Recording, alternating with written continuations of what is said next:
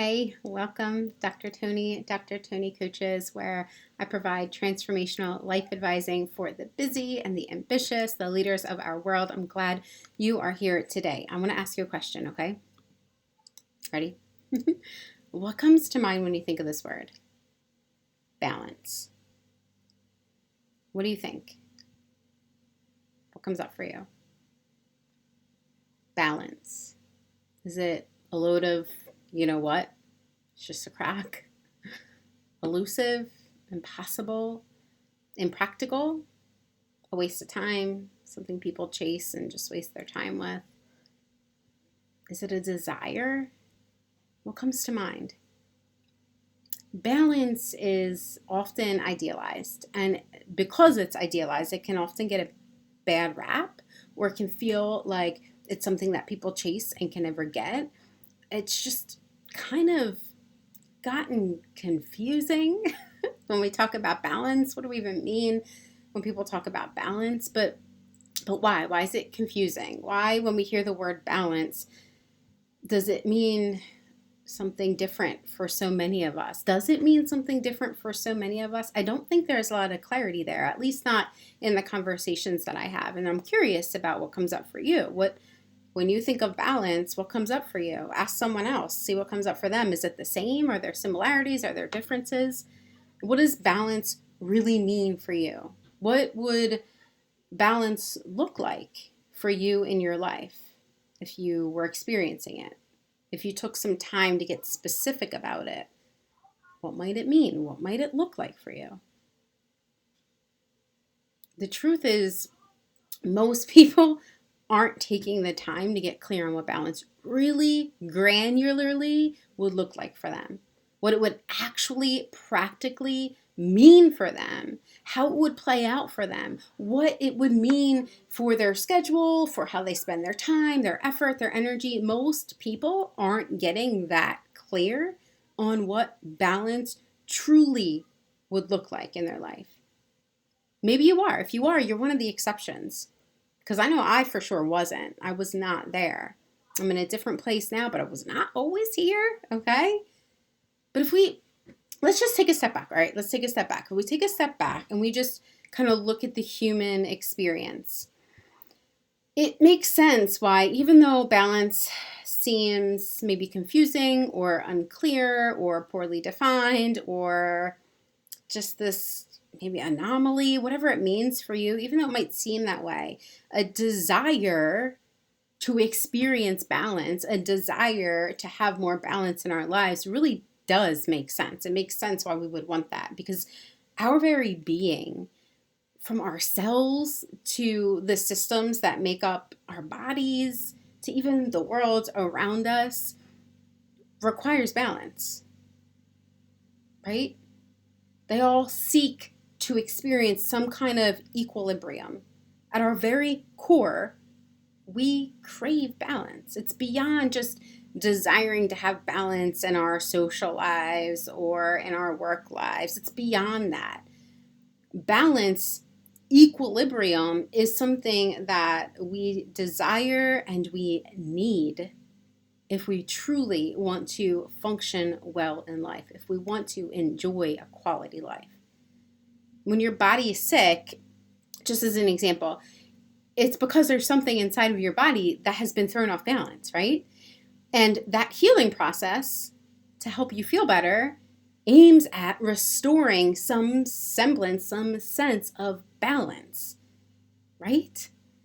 So balance, maybe it's not super clear cut for you. Maybe it is. Maybe you're super clear on it. Whatever it is that's come up for you, it actually goes well beyond just the systems that make up our body and the equilibrium that we need inside. It's important there, of course, but on a larger level, it means so much more for us in our lives. And yet so many people are unclear of what even that will look like for them, or even if it's possible for them. Some might view balance as quantifiably calculated. super analytical. I can get super analytical sometimes. I can be an intellectualizer for sure and start, getting in my mind about things for sure, right? And so many of us do that. If you're a high achiever and you're a high performer or you're a leader, you're probably familiar with that in some way. But what I mean by quantifiably calculated when it comes to balance is some people might say, well, if I spend 50% of my time at work and I spend 50% of my time with my family, well, then that's balance. 50-50, right? But it's so much more complicated than that. Isn't it? It's so much more complicated than just saying, oh, I'm going to spend 25% of my time here and 35% of my time here.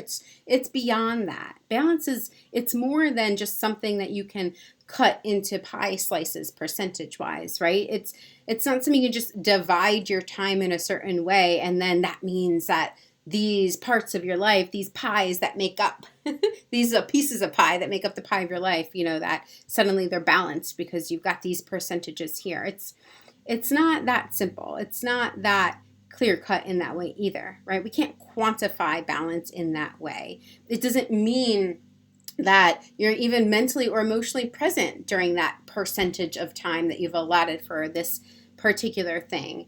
This kind of calculation, it doesn't account for other things in life that come up that demand your attention or other responsibilities that come on your plate. It doesn't account for all those other pieces of life that require your time or your effort or your energy or your attention, right? So if life balance is about more than equilibrium of the senses and the systems of the body, and it's beyond just this kind of quantifiable time division, it's more nuanced than that, then how do we really determine balance? How do we determine it? I want us to consider a few scenarios, okay, just to kind of give some perspective and some examples. Let's consider the working mom, okay? She's feeling like she is doing the lion's share of the household work. She's carrying the bulk of the mental load. She's fulfilling the role of primary parent, and she's striving to excel within her career full time. So balance for her might include asking for help more. It might include taking time for herself on a more regular basis. It might include putting down some firmer boundaries at work and at home. That might be part of what balance looks like for her. Okay, but what about the bachelor level, the CEO who's a bachelor, okay, who's running a Fortune 500 company, perhaps, and he's desiring to have more intimacy in his life. He wants to experience quality relationships. He wants to experience better mental health because he's been having chronic anxiety symptoms. And so balance for him might include finally acknowledging his emotions and learning how to manage them. It might include allowing himself to heal from pains of past relationships that he's been trying to avoid. It might look like stepping away from constant action at work and incorporating more time into his schedule with people and things that actually bring him joy. And it might include learning how to share himself with someone without his guard up. Or how about the busy entrepreneur? Many people can relate to that too. This busy entrepreneur who's feeling the constant pressure to keep up sales, keep up visibility, stay top of mind, right? And yet this person desires to cash in on the independent lifestyle that he was hoping, the self-employment gig would bring him. So balance for him might mean reorienting his schedule to account for things that he hasn't done for eons. Or it might mean delegating more tasks and setting aside time to meditate or incorporating another form of relaxation or mind-body connection into his lifestyle on a more consistent basis. Balance for someone else, like maybe the newly engaged special education teacher who's working her way up the promotional ladder. Well, balance for her might require saying no more and worrying about people pleasing less. It might mean reframing what it means to be selfish so she can finally spend some time caring for herself without feeling guilty about it all the time. For me, I am a mom of 3 young children. I'm a multi-business owner. I'm a partner of someone who also works full-time. And so balance for me looks very different than someone, for example, like my sister, who is a teacher and is about to have her first child. So if balance is so different for so many, which clearly balance looks different for different people, just based on these scenarios I gave here, then what is balance? How do we define it? Simply put, if I put it in the simplest of terms, balanced living is deliberate living, right? So you can optimally function and experience quality life. Balanced living is living deliberately, on purpose, intentionally. Does that make sense? There's definitely common foundational components that help create balance in our lives as humans. But balance isn't cookie cutter. Despite the strategy and the life differences that exist among all these people seeking balance, each of them might have a common experience of feeling trapped and desiring to feel more free, even though it might not look like that from the outside. So yes, there are similarities. Yes, there are common foundational components. And yes, balance looks different and can be defined differently for each person. Different for me, different for you. And that's why balance for you really requires an individualized approach. It requires an understanding of what makes up the unique equilibrium for you, your own internal systems and desires. It requires getting better acquainted with your own belief systems, the ones that are obvious that maybe you're aware of, and the ones that are going to require some digging. Life balance calls for you to gain clarity on the lifestyle that you truly desire to experience, separate from what other people say that you should or shouldn't or must do. That in and of itself, that delineation, that clarification is powerful, but it's also a challenge for so many people. I know for me it took quite some time, took a while. Took a few years, maybe more than a few years. But I did learn. I learned how to craft the balanced lifestyle that currently works for me. And that balanced lifestyle is going to shift as seasons of my life shift, and I'll continue to learn. But sometimes, you know what? My kids are grumpy or they don't want to listen. Sometimes my husband and I disagree. Sometimes I don't feel like doing something, but I still have to make a choice to do it. Balance isn't about creating a life that's just void of stressors. That's not possible. Some stress is both inevitable and necessary in life. It helps us to refine ourselves. It enables us to learn and to grow and to develop into a more enhanced version of who we are.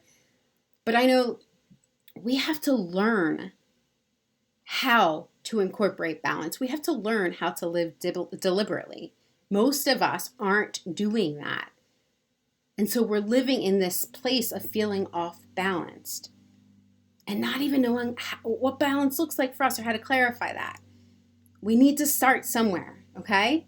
You need to start somewhere, and getting clear on what balance looks like for you is a good place to begin. At least acknowledging that you're not feeling balanced, in fact, is a great place to begin, okay? I know I had to learn in order to just incorporate balance in my life more and to be more deliberate about how I was spending my time and my effort and my energy.